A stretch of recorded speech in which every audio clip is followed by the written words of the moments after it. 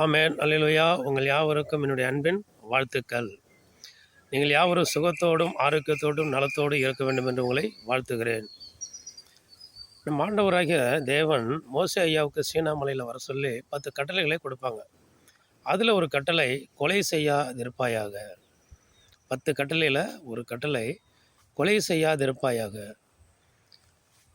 இன்றைய நாட்களில் ஏசப்பா என்ன சொல்லியிருக்கிறாங்க, அப்பொழுது உங்களை ஒரு கன்னத்தில் ஒருவன் அறிந்தால் மறு கன்னத்தையும் கொடு என்று சொல்லியிருக்காங்க. நமக்கு கோபம் வரக்கூடாது. இயேசு கிறிஸ்துவை சிலுவையில் அறையிற பொழுது ஆணிகளை கொண்டு கைகளில் கால்கள் ஆணையில் அடிக்கும்போது, தலையில் முள்முடி வைத்து அடிக்கும்போது கூட இதாவே இவர்களை மன்னியும்னு சொன்ன ஆண்டவர். இந்த நாட்களில் திருமண பக்கமெல்லாம் கொலை, வெட்டு குத்து கொலை இது நடக்குது. அதெல்லாம் செய்யக்கூடாதுங்க. எல்லாருக்கும் ஒரு நாள் மரணம் உண்டு. எல்லாருக்கும் ஒரு நாள் மரணம் உண்டு. அது வருகிற நாளில் கட்டாயம் வரும். எல்லாருக்கும் மரணம் உண்டு. கோபத்தில் உடனே என்ன பண்ணக்கூடாது, யாரையும் கொலை செய்யக்கூடாது. கொலை செய்கிறது மகா பெரிய குற்றம். அது ஒரு மகா பெரிய தவறு.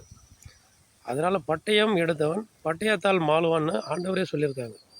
அதனால் சகிப்புத்தன்மை உள்ளவர்களாக இருக்கணும், சார்ந்த உள்ளவர்களாக இருக்கணும். கோபம் அடையக்கூடாது. கிறிஸ்தவர்களும் சரி, மற்றவர்களும் சரி. அந்த கொலை செய்கிற ஒரு காரியம் செய்யவே கூடாது. அது குற்றத்திலும் குற்றம், மகா பெரிய குற்றம். நம்ம சார்ந்த குணம் உள்ளவர்களாக ஒவ்வொரு மனுஷனும் மாறிட்டா, கல்வி அறிவு உள்ளவர்களாக ஒவ்வொரும் மாறிட்டா, யாரும் இந்த மாதிரி காரியங்கள்லாம் செய்ய மாட்டாங்க. பாருங்கள், தமிழ்நாடு அரசாங்கம் நிறைய இடங்களில் கல்வி நூலகங்கள் அதிகமாக திறந்து வச்சுருக்காங்க.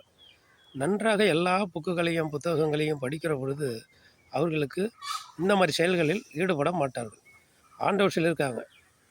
அதனால் நம்ம அதிகமாக எல்லா வேத புஸ்தகங்களை படிக்கணும். அதில் நல்ல வழி காட்டுகிற வழிகளை நம்ம தேர்ந்தெடுக்கணும். இறைவன் வழிகளை போகிற பொழுது ஆண்டவராகிய இயேசு கிறிஸ்து சொன்ன அற்புதமான காரியங்கள் நம்ம கடைபிடிக்க வேண்டும்.